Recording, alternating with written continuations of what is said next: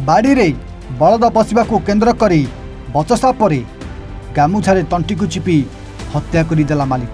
हाँ आज्ञा, पाटना ब्लॉक चिनामाणी पशी गाँ मुंडा साहि रे गतकाली संध्यारे घटिथिबा यह हत्याकांड को नहीं गाँव में भयर वातावरण खेली जाइछि। मृतक हेउचंती टूना मुंडा। घटगाँ पुलिस आज मृतदेह को जबत कर साइंटिफिक टीम सहायता रे घटनार तदंत करने सहित अभियुक्त संजय महांत को अटक रखी घटनार तदंत करुछि।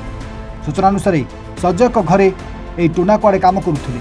गतकाली संजय बाड़ी रे एक बलद पशिजिबारु संजय बलद को अति अमानुषिक भाव में माड़ मारुथिले, किंतु सेतिके बेले टूना ताकू विरोध करिबारु संजय मद निशारे एक गामुछा साहाय्य टूना बेक को चिपी दे से तले पकाई देथिले। जहाँफल दर्शक बंधु कंक्रीट रास्ता उपर टूना मुंड माड़ होइजिबारु घटनास्थल ही टूना मृत्यु हो जाइथिला। जहाँफल घटगाँ पुलिस घटनार तदंत आरंभ कर अभियुक्त संजय को अटक रखी मृतदेह को पाटना गोष्ठी स्वास्थ्य केन्द्र में व्यवच्छेद कराई परिवार वर्ग को हस्तांतर कर। केन्दुझर जिला पाटना कामिका द्विवेदी रिपोर्ट एवं ओडिया।